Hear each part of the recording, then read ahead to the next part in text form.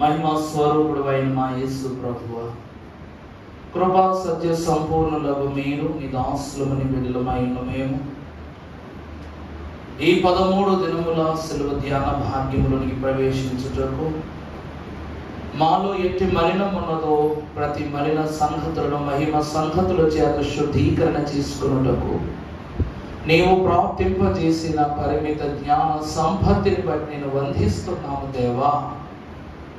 యోగ్యులము కాము, బలము కలిగిన వారము కాము, అర్హత లేని వారమయ్యున్న మమ్ములను మీరు బలహీనులు కాదు బలవంతులే, పాపులు కాదు పావనులే, మీరు పరిశుద్ధులే అని సెలవిచ్చిన నీ వాక్చతురత భాగ్యమును బట్టి ఈ దినము మమ్ములను మరి యొక్క ఆత్మీయ వర్తమాన స్థితితో శుద్ధి చేసి పరిపూర్ణ ధ్యానంతస్తునికి నడిపించుకొని ధ్యానదాత జ్ఞానదాత అయిన యేసు నామమున వేడుకొనుచున్నాము తండ్రి, ఆమేన్.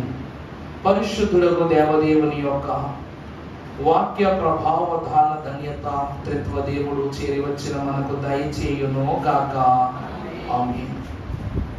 గత దినము యేసు క్రీస్తు ప్రభు వారి యొక్క సిలువ యందు కుడివైపున వేలాడి ఉన్నటువంటి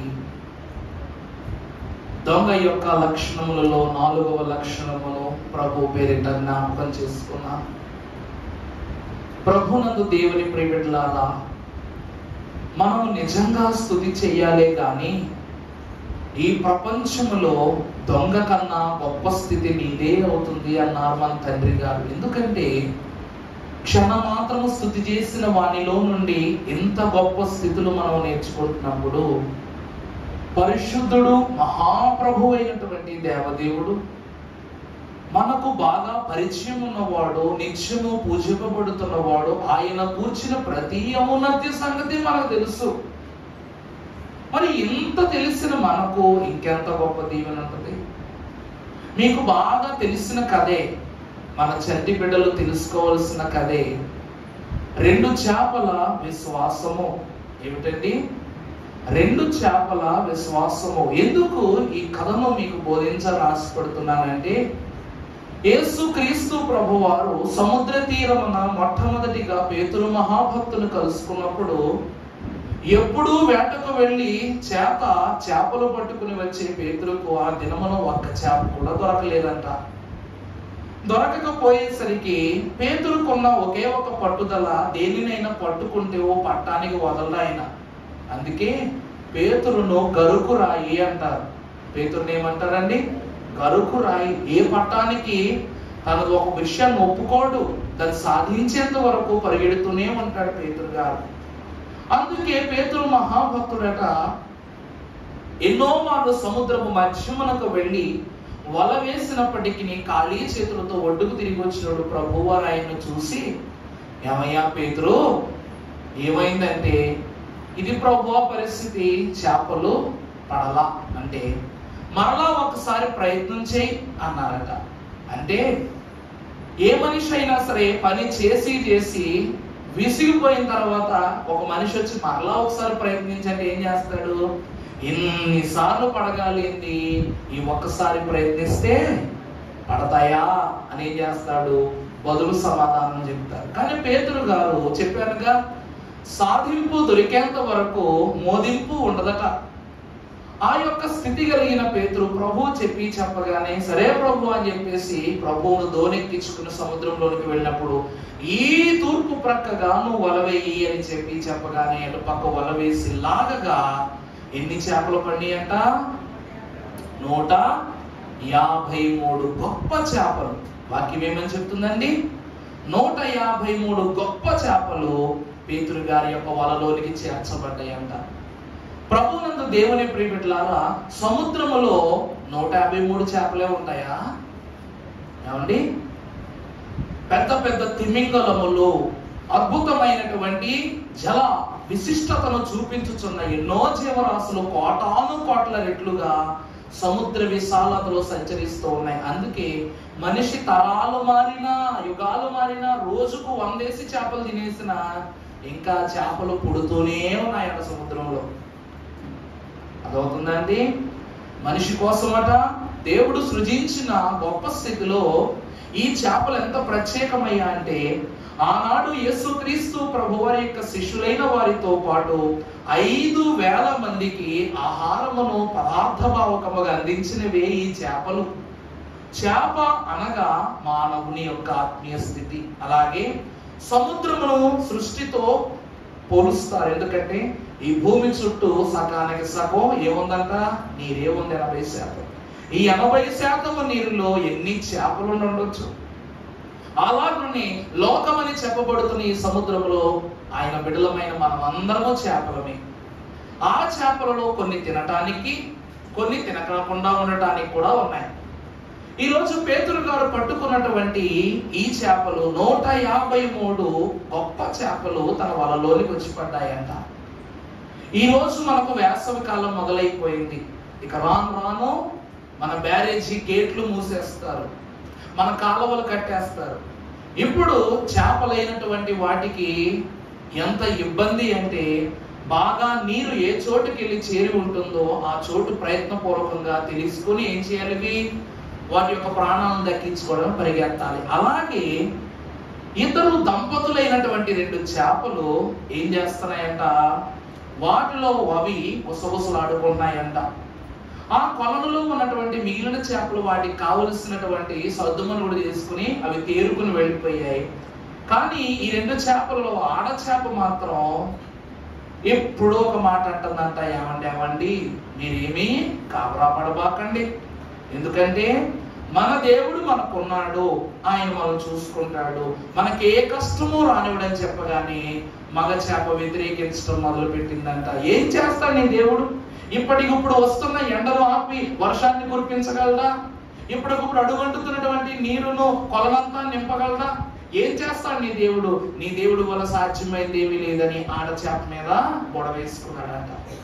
ఇలా గొడవ వేసుకున్నప్పుడు ఈ ఆడచేప ఏమని ప్రార్థన చేస్తుందంటే, ప్రభువా నీవు ఎలాగైతే నాయన శ్రమలో ఉన్న వారికి సమాధానమును దయచేసావో మాకు కూడా అలాంటి సమాధానములు మాకు దయచేయని ప్రార్థన చేయగానే ఒక మహానుభావుడు భుజం మీద వలేసుకుని ఆ గట్టంతా నడుచుకుంటూ వచ్చాడంట. నడుచుకుంటూ వచ్చి వెంటనే అక్కడ ఉన్నటువంటి కాలువ వైపు చూసి వలేసాడంట. వేయగానే ఇంకా మగ చేప కోపం వచ్చేసింది. చూసావు నీ దేవుడు ఎంత పని చేశాడు, ప్రార్థన చేస్తే ఏదో సమాధానం వస్తుంది అన్నావు, ఏమొచ్చింది ఇప్పుడు? శోధన వచ్చింది.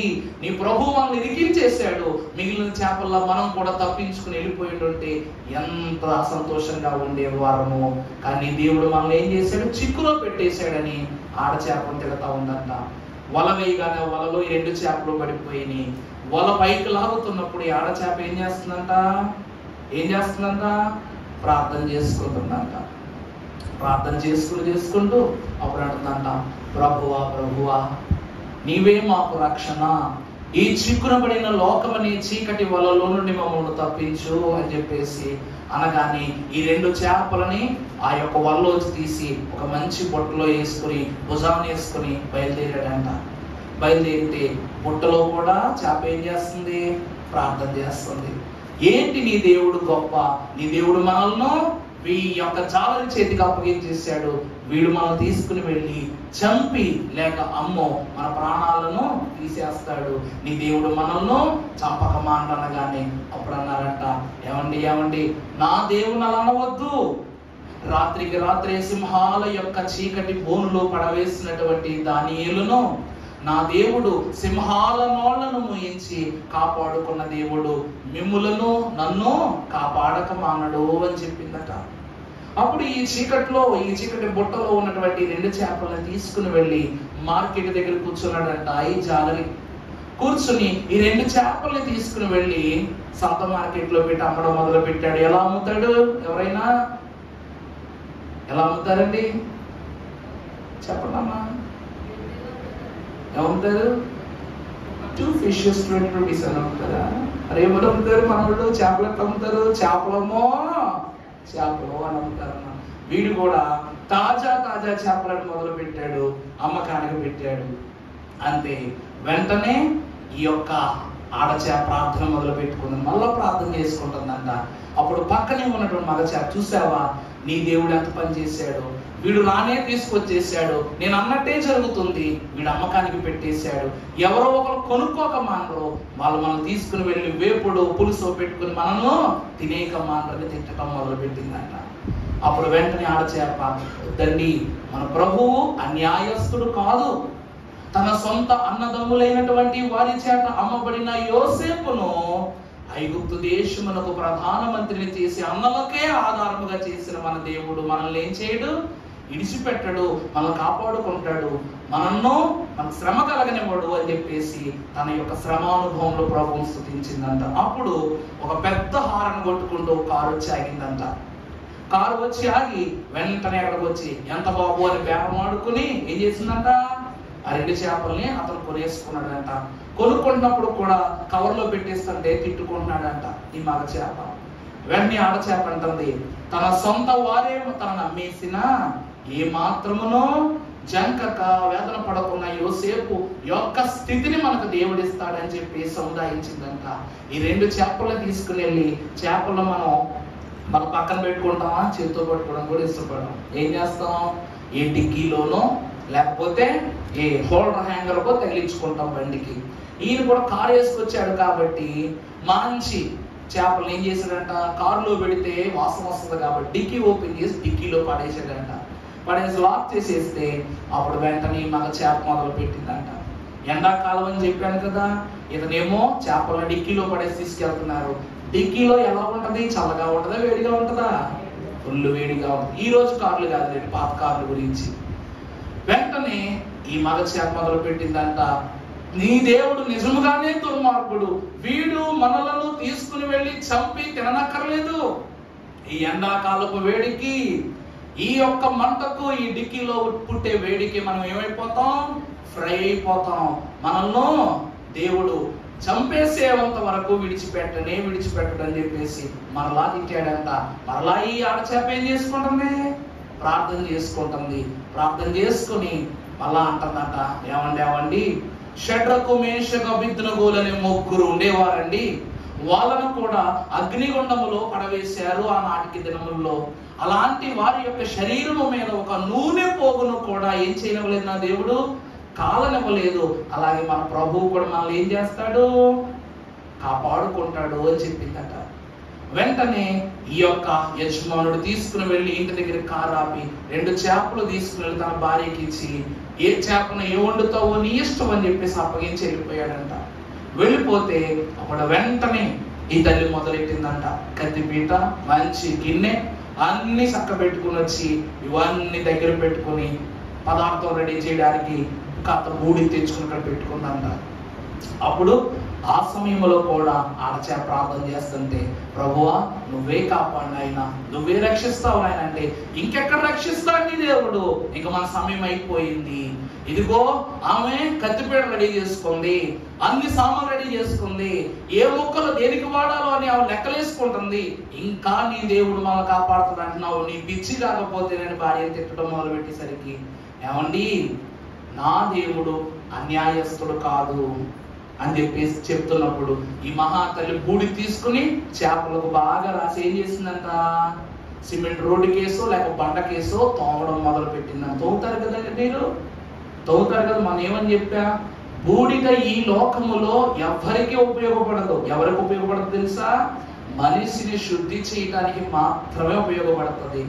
అలాగని ఈ చేపలకు ఈ బూడిద రాసి ఓ బర బర బర బర రాయటం మొదలు పెట్టిందంట. ఒంటి మీద పొలుసు తోలు వేసిపోతుందంట. ఈ చేప అమ్మో దేవా అయ్యో బావా అని చెప్పేసి ఏడుతుంది మన చేప.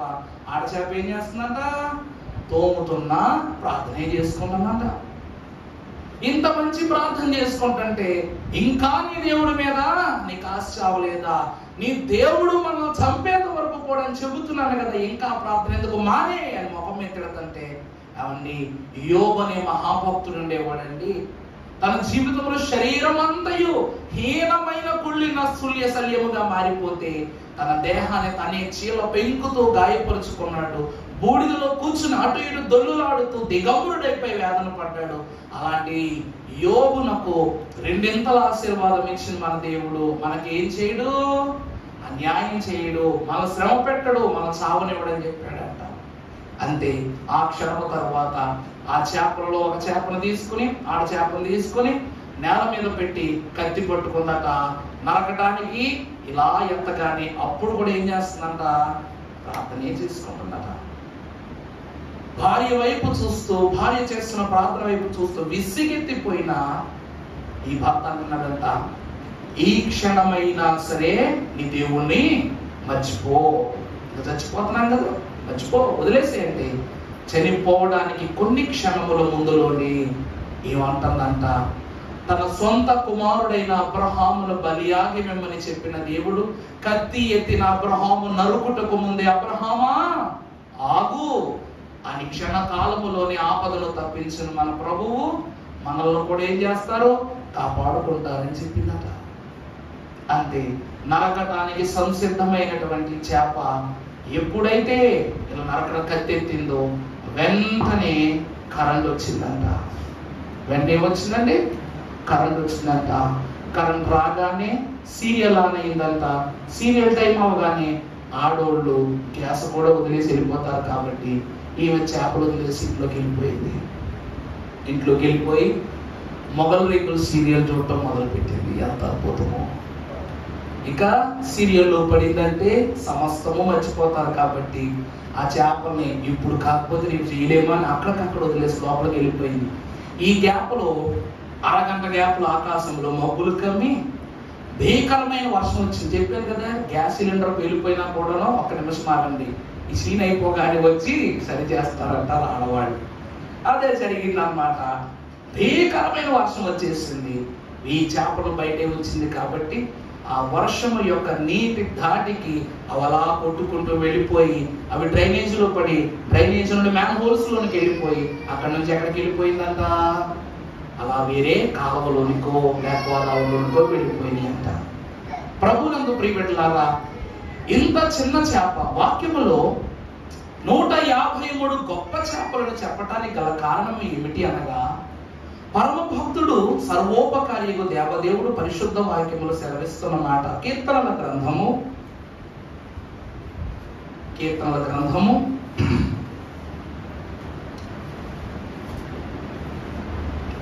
92వ అధ్యాయము 14వ వచనం చదువుము ఒకసారి.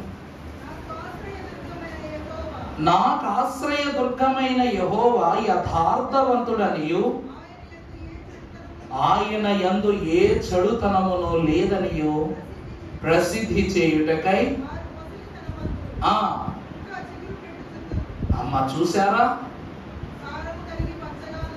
చూసారా ఎందుకు వాక్యము ఇంత ప్రత్యేకంగా ఈ మాట సెలవిస్తుంది? నాకు ఆశ్రయ దుర్గమైన యెహోవా ఎవరంట? యథార్థవంతుడు, నాకు చెడును కలగనివ్వడు. నువ్వు వృద్ధుడపైన స్థితిలోనికి వచ్చిన నీ యొక్క చిగురింపు మాత్రము నిత్యము అలాగునే ఉంటుంది.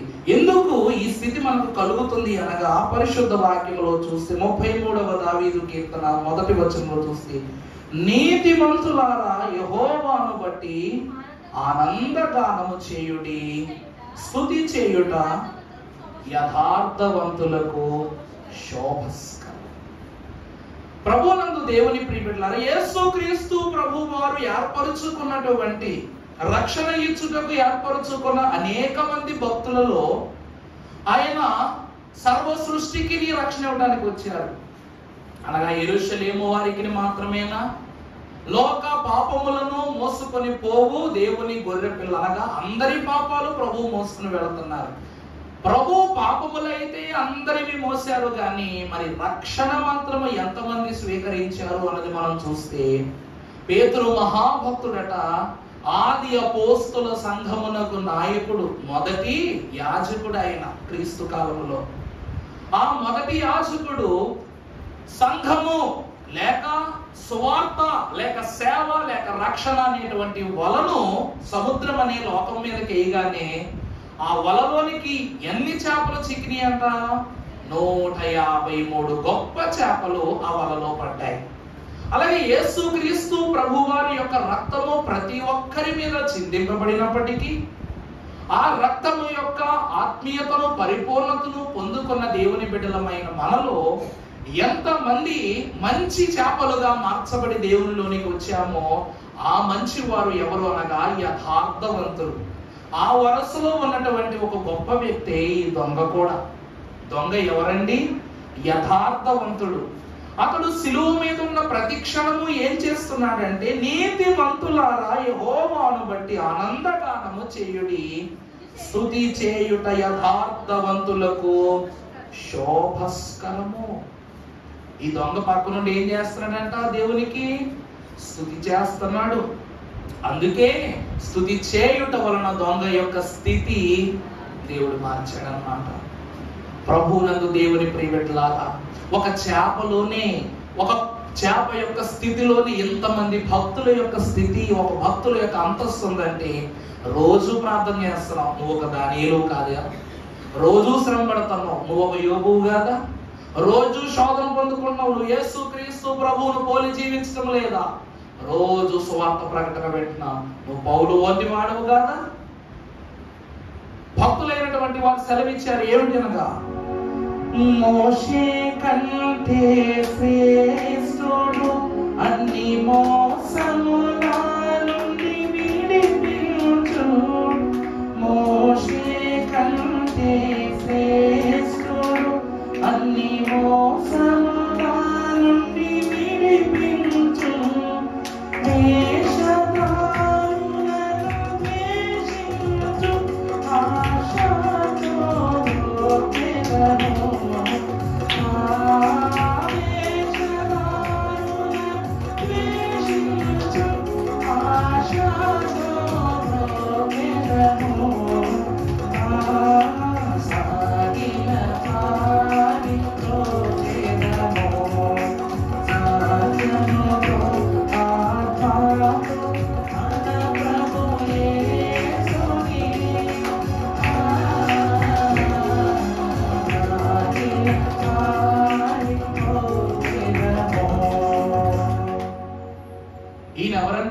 మోషే కంటే శ్రేష్ఠుడు, అహరోను కంటే శ్రేష్ఠుడు, యోనా కంటే శ్రేష్ఠుడు, ఇంకా చెప్పాలంటే ఆలయము కన్నా శ్రేష్ఠుడు, నీకన్నా శ్రేష్ఠుడు, నాకన్నా శ్రేష్ఠుడు, అందరికన్నా అతి శ్రేష్ఠుడు, తన శ్రేష్ఠత్వమునకు మన ఆరాధనకు పాత్రుడు.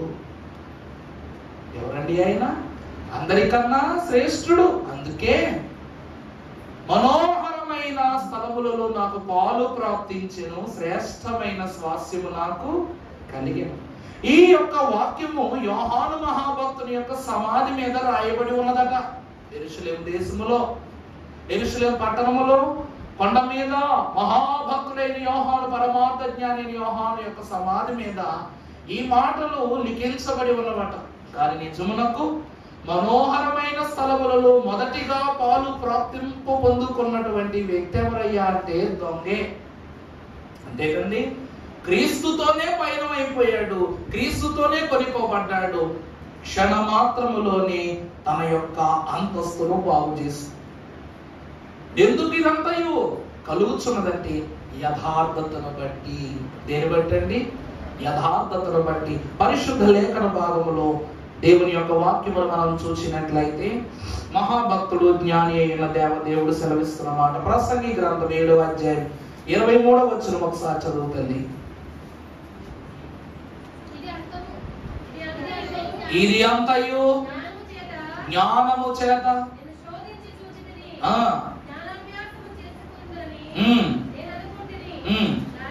కానీ 7:29 29 చదవండి. ఇది ఒకటి మాత్రము ఏమిటనగా చాలండి. సొలొమోను మహాభక్తుడు ఎంత గొప్పవాడనగా ప్రసంగి గ్రంథము ప్రకటన గ్రంథమునకు సిమిలార్గా అనగా ఇంకా బాగా చెప్పుకున్న కవలల వంటి గ్రంథం అన్నమాట. ఈ ప్రసంగి గ్రంథములో భక్తుడు రానున్న తెగుళ్లను గూర్చి, శ్రమలను గూర్చి, విశ్వాసి చేయవలసిన ఏర్పరచుకోవలసిన సంగతులను గూర్చి చాలా ప్రత్యేకంగా సొలొమోను మహాభక్తుడు రాసినందుకే విషయం ఉన్నవారు తక్కువ మాట్లాడతారు, విషయం లేని వారు ఎక్కువ మాట్లాడతారు కదా. అవునా కాదండి? పరమగీత గ్రంథము తక్కువ అధ్యాయాల పుస్తకం, ప్రసంగి గ్రంథము తక్కువ అధ్యాయాల పుస్తకం, కానీ సామెతల గ్రంథము ఎక్కువ అధ్యాయాల పుస్తకం, ఎక్కువ సూక్తులున్న పుస్తకం. అది సొలొమోను తన అనుభవపూర్వకమైన జ్ఞానముతో దేవుని యొద్ద నుండి సంపాదించుకున్న విషయములు రచిస్తే, ఈ 2 పుస్తకములు ప్రభువు యొద్ద నుండి నేర్చుకున్న విషయములనే క్లుప్తంగా రాశాడంట.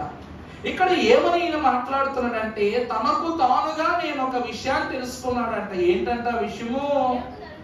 దేవుడు నరులను, దేవుడు ఎంత మంచోడో చూసారా? ఈ మాట సొలొమోను మాట ద్వారానే మనం వింటున్నాం. దేవుడు మనుషుల్ని ఎలా పుట్టించాడంట?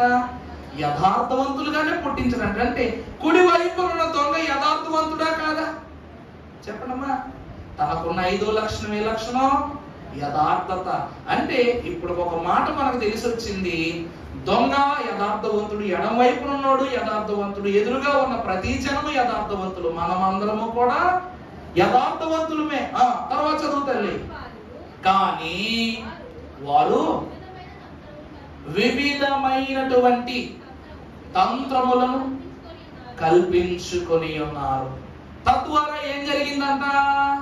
చదువు, తర్వాత అధ్యాయం చదువు. జ్ఞానులతో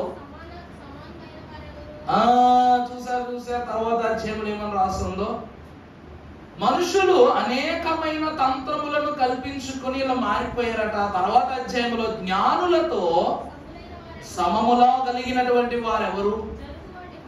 జరుగు వాటి భావమును ఎరిగిన వారెవరు? చూసారండి, ఆదాము అవ్వలైనటువంటి వారు దేవుని చేతి సృష్టిగా ఉన్నంతసేపు దేవుడు ఎప్పుడు వస్తున్నాడు, ఎలా వస్తున్నాడు, ఏ సమయంలో వస్తున్నాడు, ఏం తెస్తున్నాడో కూడా ఆదాము అవ్వలకు తెలుసు. అందుకే మన పిల్లలైన వాళ్ళని అంటాం, ఏదైనా ఒక చెడు లేక ఒక చీకటి మన బిడ్డల దగ్గరికి వస్తే పిల్లలు ఏం చేస్తారంట? ఎవరిని నిజమా కదా? గుక్కపెట్టి ఏడుస్తారు. మాటలాడలేని బిడ్డల యొక్క కంటికి ఒక ఉన్నతమైన స్థితి ఎందుకు కనబడుతుంది? ఒక తప్పిదము కలిగిన స్థితి మన కంటికి కనబడని ఎన్నో స్థితులు బిడ్డల కింద కనబడుతున్నాయి. మీరు ఎప్పుడైనా బిడ్డలను ఎత్తుకున్నారనుకోండి, వాళ్ళని ఇక్కడ ఒకసారి ముట్టుకోండి, ఇక్కడ ముట్టుకోండి. గతంలో కూడా మీరు చెప్పా, ఈ బిడ్డలకు ఇక్కడ చాలా మెత్తగా ఉంటది అన్నమాట. చూసారు ఎప్పుడైనా? చిన్న సొట్టలా ఉండి చాలా మెత్తగా ఉంటది అన్నమాట, మృదువుగా. దాన్ని the source of external gateway to the life things అంటారు. అంటే మానవుని యొక్క జ్ఞానమునకు అర్థము కాని ఎన్నో సంగతులు ఈ జ్ఞాన సూత్రం, ఇంకా బాగా చెప్పాలంటే జ్ఞాన చక్రం అంటారు. దీన్ని ఏమంటారమ్మా? జ్ఞాన చక్రం అంటారు. ఇది బిడ్డలకు కాదు, పుట్టిన ప్రతి బిడ్డలకు ఇక్కడ మెత్తగా ఉండదు. ఎప్పుడైతే ద మెచ్యూర్డ్ థింగ్, మీ భాషలో చెప్పాలంటే పిల్లలు పెద్దవాళ్ళు అయ్యారు అని అంటారు చూడండి. పెద్దవాళ్ళు అవటం అంటే వయస్సు పెరుగుట కాదు, ఇక్కడ ఉన్నటువంటి మెత్తదనం ఏమైపోతుందంట? పరిపూర్ణంగా పూడుకుపోయి ఈ స్కల్ అనగా ఈ యొక్క బలం ఎంత ఉంటుందో ఇక్కడ కూడా అంతే పటిష్టంగా అయిపోతుంది. అంటే తను నేర్చుకోవలసినవి, తెలుసుకోవలసిన సంగతులు అన్నీ వదుపరచబడిపోతాయి. దేనిని చూడాలో దేనిని చూడకూడదు ఒక అనుభవ జ్ఞానము బిడ్డలకు వస్తుంది. అప్పుడు ఇది ఏమైపోద్దంట? గట్టిపడిపోద్దట. కొలంబియాలో అనగా శ్రీలంక ఏరియాలో, కొలంబియాలో ఒక అమ్మాయి ఉండేదట. ఆమె వాళ్ళ నాన్నగారు ఆమె ఫస్ట్ క్లాస్ చదువుతున్నప్పుడు చనిపోయారంట. చనిపోతే ఆ బిడ్డ నాన్న నాన్న నాన్న అంట మాటకు బాగా అలవాటు పడిపోయి అమ్మను అడిగిన ప్రతిసారి నాన్న విషయంలో ఆ వేదంలో ఉండిపోయినటువంటి బిడ్డ చదువు సరిగా సరక్కు జరగకుండా జంపు చేస్తూ 10వ తరగతి దాకా లాక్కొచ్చిందంట వాళ్ళ అమ్మ. మరి 10వ తరగతిలో జంప్ చేయదు కదా, ఏమండి 10th క్లాస్ ఎగ్జామ్ పాస్ అయితేనే ముందుకు వెళ్తాం, మరి జంప్ చేయడు కదా. ఇప్పుడు ఈ బిడ్డ ఇంకా ఇలాంటి మానసిక ఒత్తిడిలోని పరిస్థితుల్లో ఉంటే ఈ బిడ్డకు 10th ఎగ్జామ్లు రానే వచ్చినాయి అంట. వస్తే ఈ బిడ్డ చదవదు. మరి ఎలా పాస్ అవుతుంది తల్లి వేదన పడుతూ ఏదో 10th కట్టించింది. కానీ 10th ఎగ్జామ్ అంతా పూర్తి అయిపోయిన తర్వాత ఆఖరి రిజల్ట్ రోజంట ఈ పిల్లకు 98% వచ్చిందంట. ఎంతండి? 98% వచ్చిందంట. వీళ్ళ అమ్మకు బోర్ర చెడిపోయిందనమాట. బడికి వెళ్ళని పిల్ల, పుస్తకం ముట్టుకోని పిల్ల ఇంత గొప్ప మార్కులు ఎలా తెచ్చుకుంది అంటే అప్పుడు ఈ పాప చెప్పిందంట, అమ్మ నీకు ఎవరు చెప్పారు, నువ్వు ఎలా నేర్చుకున్నావు, స్కూల్కి రాగానే ఎలా నేర్చుకున్నావు అంటే నాకు మా డాడీ చెప్పారు అందంట. ఈ పిల్ల ఏమని చెప్పిందండి? మాకు మా నాన్నగారు రోజు వచ్చి నాకు ఏం చెప్పేవారు, క్లాసులు చెప్పేవారు, నాకు ఎలా చదవాలి అలా చదవాలని చెప్పేవారు. రోజు మా నాన్నగారే నాకు ఇవన్నీ నేర్పించారు, అందుకే నేను ఇంత మంచి మార్కులతో పాస్ అయ్యాను అంట. అప్పుడు డాక్టర్ గారి దగ్గరికి తీసుకెళ్తే ఈ బిడ్డ మానసిక పరిస్థితిని బట్టి ఆసుపత్రిలో తీసుకెళ్తా ఉన్నప్పుడు డాక్టర్ అన్నాడంట, మీ అమ్మాయికి సిమెట్రిక్ ఎక్స్టర్నల్ గేట్వే ఇంకా మూసుకోలేదు, ఇంకా ఆమె ఎప్పుడు స్థిరపడుతుందో అప్పుడే ఆమెకు ఉన్నటువంటి రంధ్రము క్లోజ్ అవుతున్నారు. ఎప్పుడైతే ఈ 10th ఫలితాలు చూసింది వీళ్ళ అమ్మ వెంటనే డాక్టర్ దగ్గరికి తీసుకెళ్తే డాక్టర్ గారు మళ్ళా స్కానింగ్ చేసి చెప్పాడంట, మీ అమ్మాయికి భాగం అంతా గట్టిపడిపోయింది. ఎప్పుడో 1వ తరగతిలో తండ్రి చనిపోయిన తండ్రి 10వ తరగతిలోకి వచ్చినటువంటి బిడ్డ క్లాసులు చెప్పాడంట. ఏమిట్రా ఆశ్చర్యం అంటే వాళ్ళ నాన్నగారు ఒక అధ్యాపకుడు, టీచర్ అన్నమాట. దేవుని ప్రియమిట్లారా, ఒక తలంపును మనము చూస్తే మన పితరులైనటువంటి వారు మనకు ప్రార్థన విజ్ఞాపనలు బట్టో మంచి చెడులను బట్టో మన దర్శనాలు కనబడతారు, వారి తలంపులు మనకు వినిపిస్తారు. మన దైవజనుడు ఫాదర్ ఎం దేవదాసయ్య గారు 7 మా ప్రాంతములకు ఒకే మారు సువార్త చేసిన గనులు అనగా సజీవుడై ఉండగానే 7 ప్రాంతములలో సువార్త చేయగల సమర్థుడైన ఆయన వలె ఎందరో పరిశుద్ధులు మన మధ్య ఉన్నారా లేదా? ఏమండి, వెతికి చూస్తే ప్రతి కుటుంబంలోనూ ఒక ఆణిముత్యం ఉంటుందంట. వెతికి చూస్తే ప్రతి కుటుంబంలోనూ ఒక ఆణిముత్యం ఉంటుందట. అలాగనే భక్తులు కూడా మన గృహములో పుట్టక మానరు. వారే మనం ఎక్కడ దారి తప్పుతామో అని వారు ప్రభు ఎదురు విజ్ఞాపన చేసి మన దారి సరి చేస్తారంట. దేవుని యందు ప్రియబిడ్డలారా, పరిశుద్ధ వాక్యం ఏం చెప్తుందంటే ఈ కుడివైపున ఉన్న దొంగ తండ్రి దొంగ కావచ్చు, తాత దొంగ కావచ్చు, ముత్తాత దొంగ కావచ్చు, ఇతను యథార్థవంతుడు కాకపోవచ్చు. కానీ వాక్యం ఏమంటుంది? పుట్టుకతో ప్రతి ఒక్కరూ యథార్థవంతుడే. వారి క్రియలను బట్టి వారు యథార్థతలో లేకపోకపోయారు. కానీ ప్రతి ఒక్క మనుషులు ఎవరున్నారంట? యథార్థవంతులు ఉన్నారు. దేవుని యొక్క వాక్యమును మీరు స్పష్టంగా మరొక మాట చూస్తే యోబు గ్రంథం 2వ అధ్యాయం 9వ వచనం చూస్తే అక్కడ ఒక మాట ఉంది. యోబు యొక్క భార్య యోబును గురించి సెలవిస్తున్న మాట. యోబు గ్రంథం 2వ అధ్యాయం 9వ వచనం.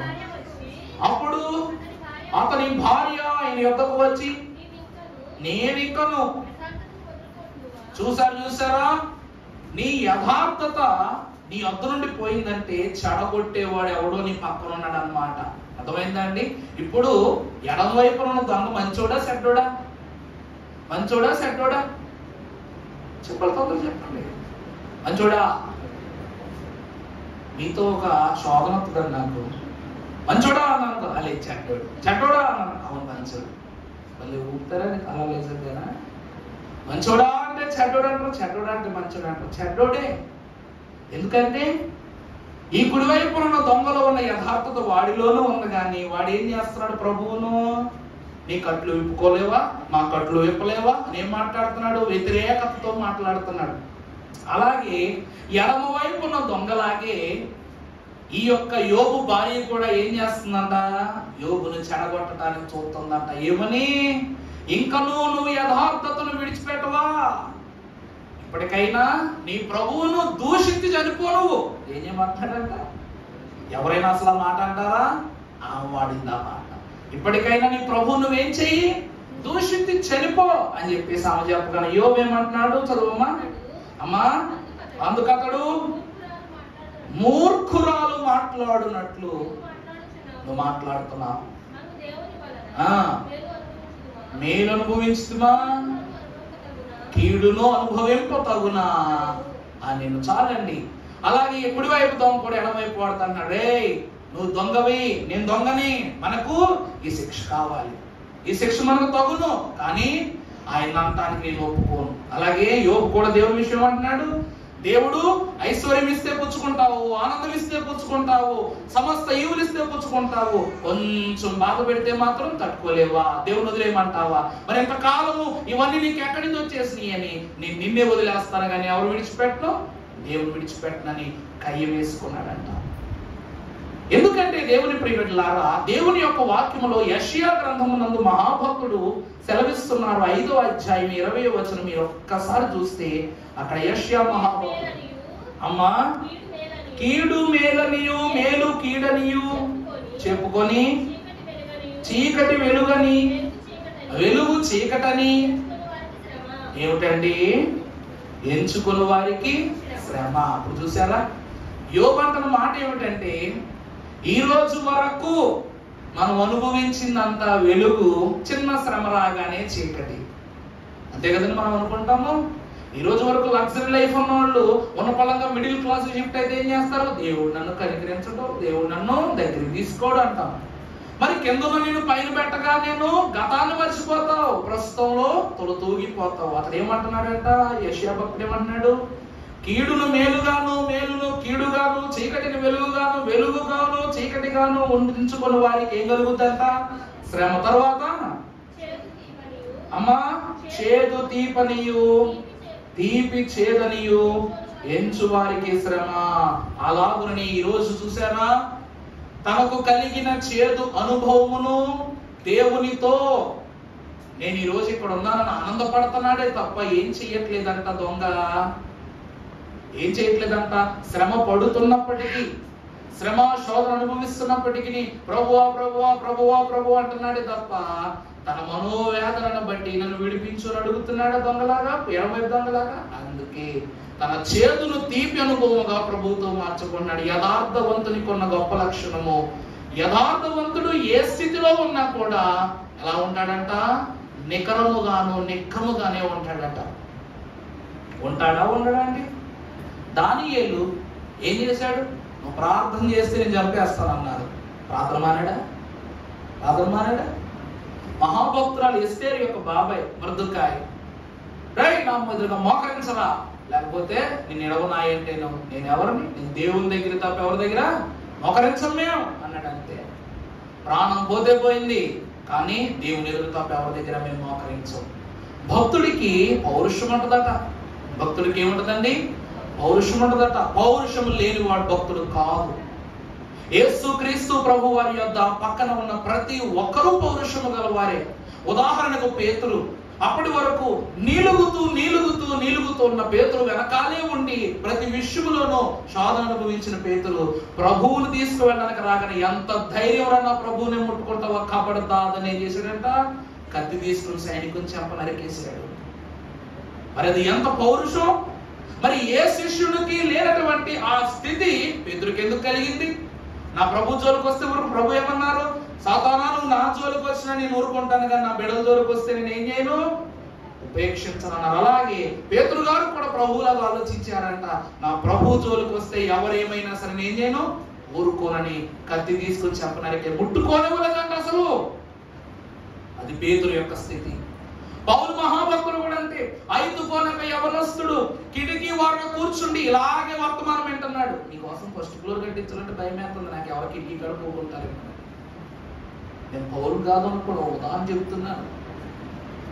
పౌలు మహాభక్తుడు గొప్ప బోధ చేస్తున్నాడు, గొప్ప బోధ. అందరూ చాలా జాగ్రత్తగా వింటున్నారు. కానీ బోధలో ఉన్న గొప్ప మాట ఏంటి తెలుసా? మంచి బోధ వినిపించినప్పుడు ఉయ్యాల పాటలా ఉంటుందంట. మంచి బోధ విశ్వాసకి ఎలా ఉంటుందంట? ఉయ్యాల పాటలా ఉంటుందంట. ఆ 5 యవనస్తుని కూడా అది ఒక ఉయ్యాల పాట అవ్వడంతో పడుకుంటూ కల్లో మనం మంచం మీద పడిపోయినట్టు అతను నిద్రపోతూ కిటికీలోంచి పడిపోయాడు. అంత మాత్రమున పౌలు మహాభక్తుడు దేవుని యొక్క పని మీద మధ్యలో ఆపేశాడా? అతన్ని బ్రతికించి మరలా రక్షణ వరుసలో కూర్చోబెట్టాడు. మరలా బాధ ప్రారంభించుకుని వెళ్ళిపోయాడు. ఈరోజు మనము దేవుని బిడ్డలను బైబిల్ మిషన్ స్థాపించిన మన దైవజనులు ఫాదర్ ఎం దేవదాసయ్య గారికి ఏర్పరచుకున్న ఈ మిషన్లో శ్రమ కలిగినా, శోధన కలిగినా, ఇబ్బంది కలిగినా, ఏమి కలిగినా పని ఆపుతున్నామా? ఎందుకంటే మన పితరులు మనకు నేర్పించిన భక్తి, నీవు దేనినైనా సరే దేవుని యొద్ద నుండి పొంది ఉన్నావని నమ్ముడి. అనగా భక్తులు ఏమంటున్నారు అంటే, మీరు ఏ విషయమును గురించైనా ప్రార్థిస్తే అది నెరవేర్చబడక ముందే నెరవేర్చబడి ఉన్నదని నమ్ముడి, అప్పుడు మీకు అవి తప్పక లభించును అన్నారు. కాబట్టి ఈ యొక్క దొంగ కూడా నాకు పరలోకం ప్రభు ఇచ్చినా ఇవ్వకపోయినా తన మనసులో ఉన్న మాట ప్రభు ఎదురు చెప్పుకున్నాడు, రక్షణ పొందుకున్నాడు. ఆఖరిగా ఒక మాట మనం చూస్తే పరిశుద్ధ గ్రంథములో నుండి కీర్తనల గ్రంథం 11వ అధ్యాయము 7వ వచనం చదువుకుందాం. యెహోవా నీతిమంతుడు, ఆయన నీతిని ప్రేమించువాడు, యథార్థవంతుడు ఆయన ముఖ దర్శనమును చాలా సంతోషం. యెహోవా నీతిమంతులను ప్రేమిస్తారు. యథార్థవంతులు ఎవరి ముఖ దర్శనం చేసుకుంటారంట? ఆయన ముఖ దర్శనం. దొంగ యథార్థవంతుడు గనుక దేవుని యొక్క ముఖ దర్శనమును పొందుకున్నాడు. యేసు ప్రభువారు దేవుని యొక్క అంతస్తులో చూస్తే 7 మాటలలో తల్లిని ఎంత గౌరవించారో, సమాజంలో ఉన్నటువంటి పరిశుద్ధుడు యోహాను ఎంత గౌరవించారో, ఈ ఇద్దరి తరువాత దొంగను కూడా అంతే గౌరవించారు. ఇక్కడ ఒక మాట చూస్తే, అమ్మా ఇదిగో నీ కుమారుడు, ఇదిగో నీ తల్లి అని ఇద్దరికి ఒక మాట చెప్తే, దొంగకు మాత్రము నేడు నీవు నాతో పరదేశంలో ఉండువు. అంటే తల్లితో ఉండవలసిన యేసు క్రీస్తు ప్రభు తన యొక్క తల్లి బాధ్యతను ఎవరికి అప్పగించారు అయ్యా అంటే యోహానుకు అప్పగించారు. తన తల్లిని చేర్చుకొనవలసిన ప్రభువు భక్తుడైనటువంటి దొంగను తన యొక్క ముదమును చేర్చుకుని పరలోకములకు తీసుకుని వెళ్ళాడు. కారణం ఏమిటి అంటే యథార్థత. స్తుతి చేయుట యథార్థవంతులకు శోభస్కరం. ఈ దొంగలో ఎంత యథార్థత లేకపోతే, పుట్టినప్పటి నుంచి దేవుడే అంటున్నాడు కదా, పుట్టుకతో మన బిడ్డలు దొంగలవుతారని, లేకపోతే వ్యసన పరులు అవుతారని మనకు తెలుసా అండి? మనకు తెలియదు. కానీ లోకము మంచిని చెడుగాను, చెడుని మంచుగాను మార్చే స్థితిలో ఉంది. కాబట్టి ఏ సమయమున నేను చెప్పాను కదా, సాతాను బిడల పైన బాణాలు సంధిస్తూనే ఉంటాడు. మరి ఏ బాణమునకు వారు తగిలి సాతాను చేతిలోకి వెళ్ళిపోతారో తెలియదు. అందుకే మహాభక్తుడైన దావీదు సెలవిచ్చినట్లు సర్వాంగ కవచమును ధరించుకుని, సత్యమును దట్టిని ధరించుకుని ఏం చేయాలంట? విశ్వాసం అనే డాలుతో యుద్ధానికి ముందుకు వెళ్ళిపోవాలి. ఏ వైపు నుండి అయినా అంబుల మీదకి వచ్చి పడిపోతాయి. అందువలన యథార్థవంతుడు నిత్యము వర్ధిల్లువానిగా ఉండాలి. కీర్తనకారుడు అందుకే మొదలే దుష్టుల ఆలోచన చొప్పున నడువక, పాపుల మార్గమున నిలువక, అపహాసకుడు కూర్చుండు చోట కూర్చుండక, యెహోవా ధర్మశాస్త్రమునందు ఆనందించుచు దానిని దివారాత్రములు ధ్యానించువాడు ధన్యుడు. అతడు నీటి కాలువల యోరను నాటబడిన వాడై ఆకు వడక తన కాలమందు ఫలమిచ్చు చెట్టు వలె ఉండును. అలాగున యథార్థవంతుడైనటువంటి ఈ యొక్క కుడి వైపున దొంగకు దేవుడిచ్చినటువంటి ఈ చిగురింపు మనము వలె, అనగా మనము జన్మతః యథార్థవంతులమే. లోకములో ఏదో ఒక తప్పిదము ద్వారా, ఏదో ఒక మూల్యకరమైన పరిస్థితి ద్వారా తప్పిపోయిన మనకు తన దారిలో ప్రభు మనలను వచ్చి నడిపించి మేలులతో అలంకరింప చేయును గాక. ఆమేన్. ధ్యానము జరిగించుకుందాము.